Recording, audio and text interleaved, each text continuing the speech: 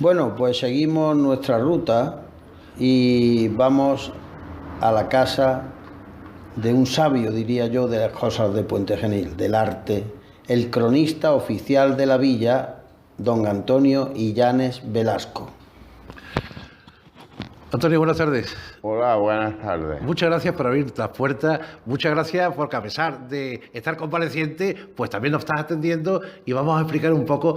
No se entendería ninguna ciudad importante sin un cronista. Hoy tenemos internet, hoy tenemos mucha información, pero la verídica, la real, es la que ponen los cronistas de la villa, que es lo que ocurre en la capital, en su ciudad o en el pueblo. ¿Desde cuándo eres cronista de la villa? Pues desde el año... Me nombraron en diciembre, el 20 de diciembre, creo, del año 2004. Estamos hablando de 14 años dedicados. Bueno, habían querido nombrarme antes, pero yo me opuse porque yo consideraba que una persona que lo fue antes tenía que ser antes que yo. ¿Que no me daba tiempo? Pues bueno, pues no me daba, pero esa persona era imprescindible. Me estoy refiriendo a un maestro mío, una persona muy entusiasta y que quería mucho a Puente Genil, aunque no había nacido aquí, un historiador nato de las cosas nuestras, don José II Jiménez Rodríguez. Y entonces, si él no lo era, yo no lo aceptaba. Él tenía que ir antes que yo. ¿Que no me daba tiempo? Pues nada, Dios lo habría querido así, pero que yo lo consideraba que él tenía que ir antes. Don Antonio Illanes, ¿qué es un cronista de la villa en realidad? Bueno, esto es un cargo que es honorífico, no tiene ninguna compensación ni ninguna gratificación. Puede tenerla porque ha habido cronistas más modestos que para asistir a congresos y a tal, reuniones que celebramos a lo largo del año, pues si han pedido una colaboración o una gratificación al ayuntamiento. Pero yo, salvo una vez que le pedí los membrillos para entregárselos a los alcaldes de algunas ciudades, no he pedido nada. ¿Qué recogéis vosotros en los libros? Bueno, yo desde luego los archivos de Puente Genil, los que hay existentes, no tienen ningún secreto para mí. Desde el archivo religioso de la Parroquia de la Purificación, la más antigua de Puente Genil y la única hasta los años 50, archivo del ayuntamiento, que también he trabajado en él.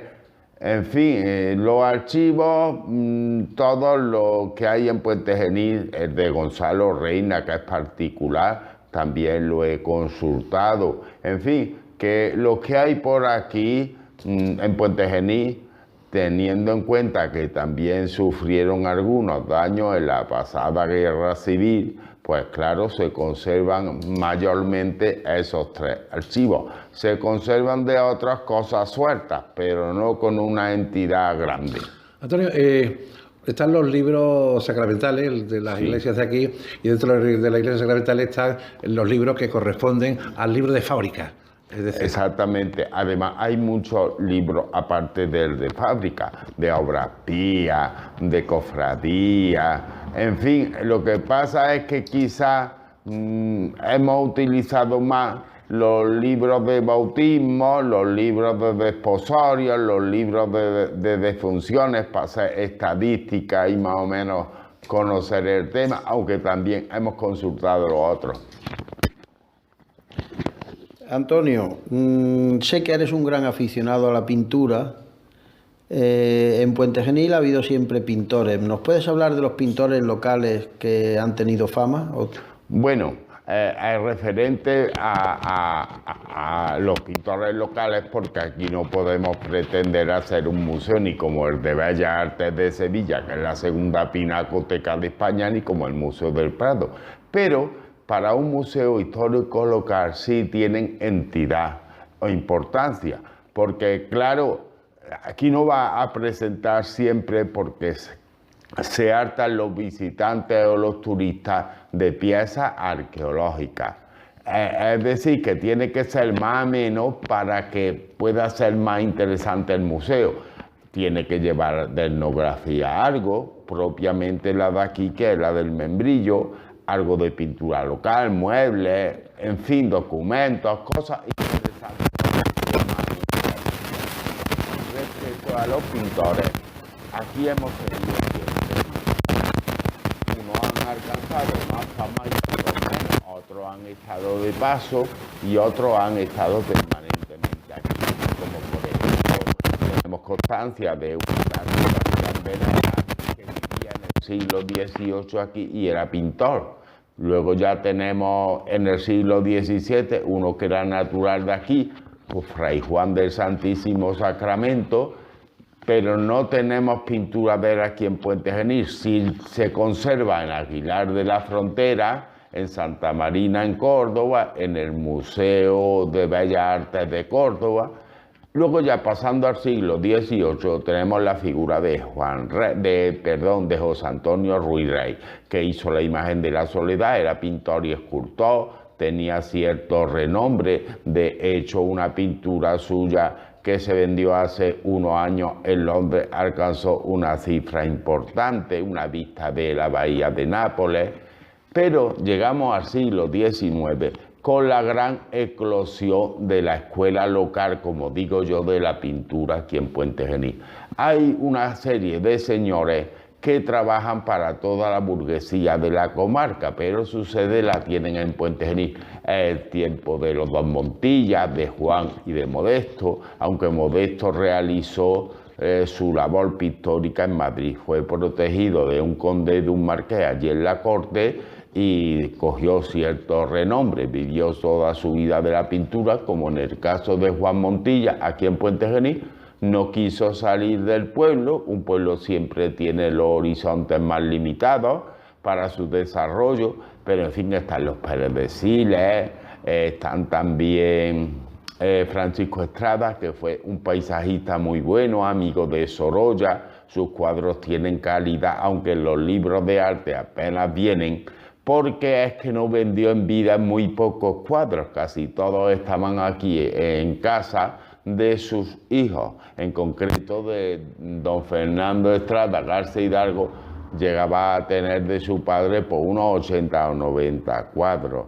Es decir, que lo que pasa también que es un tipo de pintura que conforme va pasando el tiempo, pues se va perdiendo por testamentarías, por ventas de anticuarios, y claro, ya no hay tantos como había antes en el pueblo cuando yo empecé a estudiar pormenorizadamente a estos artistas. Antonio, ¿cuántos son los libros más antiguos que han pasado por tus manos? Bueno, los más antiguos es que por un lado están los libros impresos, que los más antiguos, y por otro los manuscritos. Si te refieres a los manuscritos, pues los más antiguos son de hacia 1500, que es 1526 y 27, cuando comienzan los libros parroquiales, y los del ayuntamiento de actas capitulares por ahí. ¿En esos libros se reflejan las casas palaciegas?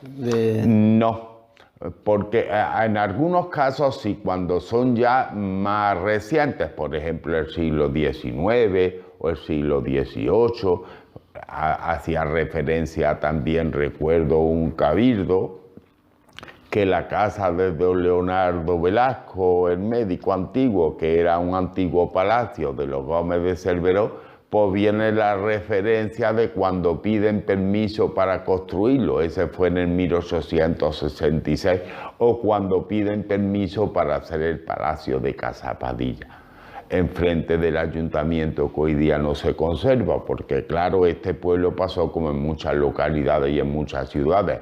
Por los años 70 se hizo una especulación feroz y cayeron muchos edificios que se debían de haber conservado. Todavía quedan bastantes, afortunadamente están protegidos. ¿Puedes hablarnos de esas casas que quedan? Sí, perfectamente. Bueno, quedan bastantes casas de finales del siglo XIX, porque representan el auge que tiene la burguesía en aquellos años de la restauración alfonsina.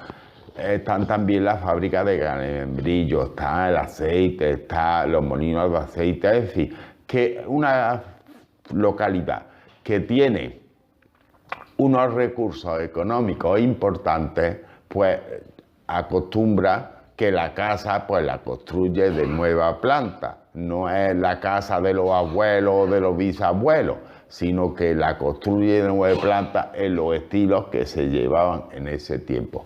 Tenemos una serie de casas señoriales importantes, no son del siglo XVIII, por ejemplo, en Écija, me decían a mí, cronistas de allí, estudiosos de allí de Écija, dicen, nosotros no tenemos muchas cosas del siglo XIX y primeros del XX, pero sí tenemos muchas casas, palacios, muchas iglesias del siglo XVIII. Pero claro, Puente Genil tiene un regusto de sabor cardosiano de finales del siglo XIX que no lo tenemos nosotros. Del siglo XVIII tenemos dos ejemplos muy buenos, que os los voy a comentar a la pregunta que me habéis hecho. La casa solariega de los Ximénez de Montilla, en la calle Madre de Dios, cerca de la clínica de don Miguel Chacón, fue construida en el último tercio del siglo XVIII. Tiene una gran historia esa casa porque sirvió de residencia a un marqués muy famoso de esa época, del XVIII, fue anfitrión de los señores aquellos que vivían en esta casa, fue también en el siglo XX a principio ayuntamiento. Y luego el ejemplar más interesante que tenemos de casa-palacio o de palacio es el que fue de los duques de Medinaceli aquí en la calle La Plaza. Tiene una gran portada central, dos escudos grandes idénticos a los lados del balcón central, dos cierros de esos que le llaman de jaula. En fin, es una decoración muy interesante. Luego por el costero de la calle Godínez tiene la fachada otra tipología, alternando ventanas grandes a distintas alturas, porque el barroco es asimétrico, es una de sus características, es propiedad particular, se encuentra en muy bien estado de conservación y es un ejemplar muy interesante del siglo XVIII. Baste decir que Priego de Córdoba, con lo monumental que es, y siendo los marqueses de Priego, la familia esta que luego acaba en el entronque de los Medinaceli, por eso se conoce Casa de Medinaceli o la mayordomía ducal, y en algunos casos se conoce también por Casa Vergara, porque este señor en los últimos 70, 80 años la familia es la que se ha preocupado de mantenerla, porque si no hubiera caído bajo la piqueta. Es una casa palacio considerable, tiene casa de campo dentro, que da a la otra calle con su propia portada, jardines, grandes dependencias, patios de columnas, en fin. Puente Genil lo que pasa es que para verlo en un día no es suficiente, necesita verlo 3 o 4, porque se pueden visitar turísticamente, estoy hablando, un recurso que puede tener el pueblo y que se le puede sacar muy buena rentabilidad. La bodega Delgado, se pueden visitar las muchas iglesias barrocas que tenemos en la localidad. También se puede visitar la villa romana de Fuente Álamo, que es magnífica, es una villa del siglo III-IV romana, debió de ser de algún potentado de la época, porque los restos de mármoles que se han encontrado son todos de importación. Un señor rural, por muy rico que fuera, no podía costear tal cantidad de cosas. Fue desalojada antes de que la destruyeran los bárbaros, pero tiene una colección de mosaicos impresionantes, figurativos, muy curiosos. Nada más que por ello merece visitarse la villa esta romana. Luego también la avenida principal, la Matallana, tan grande, con tantos bares, ejerce una poderosa atracción en toda la comarca, las tiendas, porque siempre Puente Genil ha sido un referente de la comarca para realizar sus compras aquí, y esto añadido a la luz, que la llaman la ciudad de la luz, con los montajes tan exquisitos y tan hermosos que hace la empresa de iluminación de aquí, que es un orgullo para todos los pontaneses, Iluminaciones Ximénez, pues reúnen una serie de requisitos que hacen muy agradable una visita turística de la localidad. Antonio, estaba pensando que en la época convulsa de la Primera República, Segunda República y Guerra Civil, ¿afectó mucho a los archivos municipales? Sí, lo afectó bastante. Voy a comentarte. En el caso, como el Puente Genil, eran dos pueblos que luego se acabaron uniendo, Miragenil y la Puente Don Gonzalo. Después ella coge el nombre definitivo de Puente Genil. Entonces, había dos parroquias. Una pertenecía a Sevilla, otra pertenecía a Córdoba. La de Córdoba, la de la Puente, se quedó intacta. Pero la de Miragenil lo destrozaron todo. Entonces de esa iglesia pues no tenemos prácticamente nada, por no decir nada. Luego en el ayuntamiento se hubiera conservado, de hecho se conservaba, pero hubo un secretario por los años 60 de memoria nefasta, ordenó una limpieza general del archivo y todo lo que se había mantenido durante siglos, menos los libros de actas capitulares, que esos son los que conservamos, pero son unos extractos muy pequeños, pues se vendió por papel o se tiró al río. Entonces, en una época que después de haberse salvaguardado, porque los antiguos tenían un exquisito cuidado con el archivo, que no hubiera humedad, esta dependencia para archivos por una serie de requisitos, de cosas, me venga un secretario de fuera y mande disponer o tirar toda esa historia, gracias a que unos historiadores en el siglo pasado, en el siglo XIX, que recopilaron muchos documentos que después desaparecieron.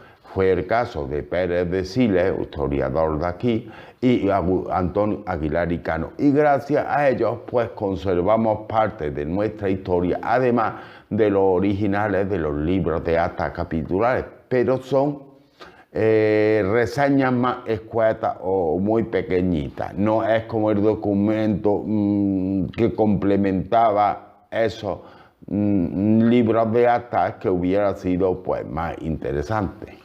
De verdad, y muy ilustrativo lo que nos está contando don Antonio Illanes, que ha sido cronista de la villa y que, bueno, sigue siéndolo porque eso es un poco como, sí, como el sacerdocio, ¿no? Hasta la muerte de los cronistas, ¿no? Sí, eso es lo mismo que he dicho antes, que es una cosa que no tiene remuneración.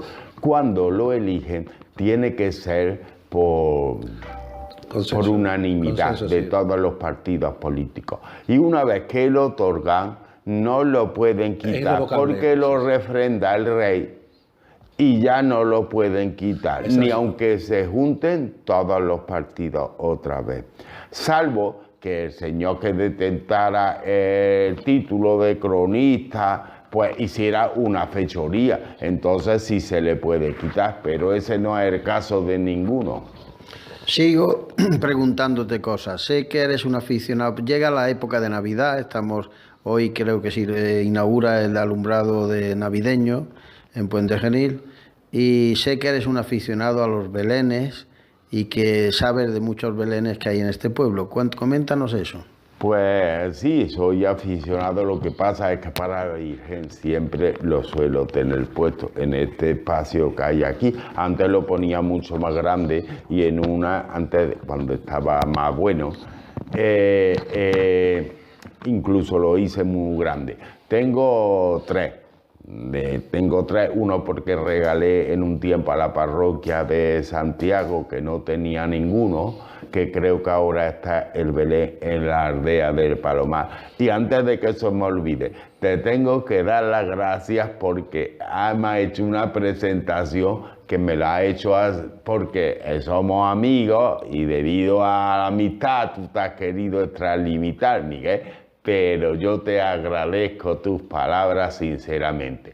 Bueno, hablando de los belenes, después de este inciso, aquí ha habido muy buenos belenes. De hecho, hasta hace un par de años se montaba uno en una mansión de aquí, llamada de los Cristalitos, ya solo se conserva una tercera parte del antiguo palacio, pero existía un Belén que lo montaban todos los años y existe. Lo que pasa es que ya no lo montan en el mismo lugar, ni creo que lo monten tan grande.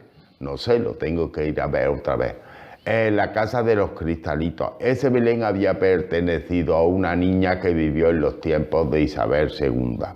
Y entonces se iba pasando de la familia, miembros de la familia, pues que le gustaba mucho el tema del Belén. Entonces el Belén se ha ido conservando prácticamente en la misma familia, pero gente que le gustaba mucho el Belén. Uno le gusta más una cosa, otro le puede gustar otra. Luego también las monjas de las hermanitas de los desamparados montan uno muy bonito, que creo que lo tienen montado todo el año, así que si pueden estar aquí esta tarde y aprovechar, lo pueden ver, salvo que luego para la fecha de Navidad pues le renuevan el lentisco, el romero, las flores, el verde que puede servir, pero de hecho lo tienen montado todo el año. Luego está también uno muy bonito que se monta en las cantererías. El muchacho creo que se llama Pepe, José, pero ahora es que le troco los apellidos. Sé que uno de ellos, de sus apellidos, es Jaén. Luego también hay que comentar que se montaba también en el siglo XIX, que ya se conserva solamente el misterio, que era el famoso Belén de las niñas de Ariza, de la señorita de Ariza, como las llamaban en el siglo XIX, que también es muy bonito. Lo que pasa que solo conservan el misterio porque cuando pasó la guerra civil, como le hizo falta al asilo reponer el que tenían, que habían destruido, pues resulta que la familia le regaló todo el Belén antiguo menos ese misterio, el misterio que montaban ellos, pero el resto de las figuras se perdieron porque no han sabido también cuidar un poco las cosas que le habían dado, porque a mí que no me diga nadie una cosa en 1900 y Vargas 6 duros, 30 pesetas, eso no era una cosa corriente, era de un buen escultor y estaba bien hecha. Pues nosotros agradecer a don Antonio Illanes, querido amigo Antonio, gracias por abrir tu puerta, gracias por ser tan amable, por ser tan ilustrativo en todo lo que nos ha comentado. Esto es un primer avance, ya iremos viniendo de cuando en cuando y él nos irá contando parte de la historia ya sectorizada, pues vamos a hablar de una cosa, otro día hablaremos de otro, porque es muy importante que todo esto, Antonio, queda testimonio. Hoy, afortunadamente, todo lo que grabamos, además de emitirlo, lo ponemos en internet y cualquier persona que busque en un momento determinado Antonio Illanes, cronista de la villa, te aseguro que saldrá no que nació, que vivió y que está aquí, no, saldrá la palabra, la imagen y sobre todo el conocimiento de este ilustre potense como es don Antonio Illanes. Miguel, tú cierras la entrevista.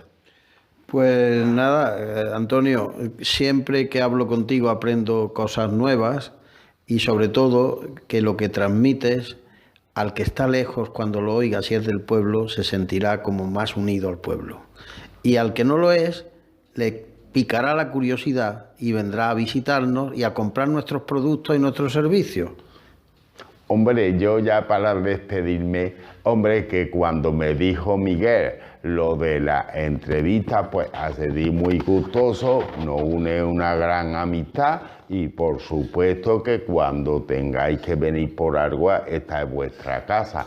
Yo sigo haciendo mi labor en el sentido de que a muchos estudiantes lo asesoro por si tienen que hacer un trabajo de una cosa de otra, a alguien que le haga falta porque quiera investigar algo en concreto, en fin, que siempre está uno abierto y además pues a los congresos tanto nacional como provincial, pues suelo ir, estamos un poco al tanto de las cosas. Bueno, podéis estar contentos todos los potorenses aquí en Puente Genil, porque Miguel, aparte de ser una gran persona, una persona cultísima, un gran ingeniero naval, aparte de eso, él es embajador vuestro en cualquier lugar donde vaya. Es un gran amante, lo sé, de Puente Genil. Entonces, donde va, abre la llave, abre la puerta y en la primera oportunidad de las muchas cosas que tenemos pendientes queríamos empezar con su pueblo.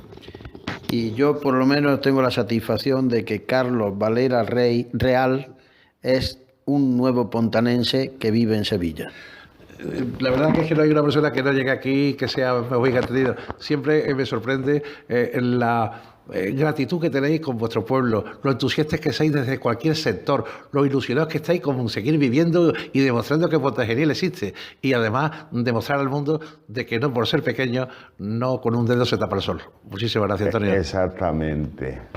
Y una cosa ya para finalizar y termino, que el lema de Puente Genil, pueblo de gente abierta, aparte de querer mucho al pueblo, como le pasa a Miguel, me pasa a mí, le pasa a tantos que habéis entrevistado y tal, pues nos sentimos llenos. Y una cosa curiosa, aquí viene un forastero a lo mejor a establecerse por poco tiempo, pero al final se convierte en un pontanés y se queda aquí la mayoría de las veces.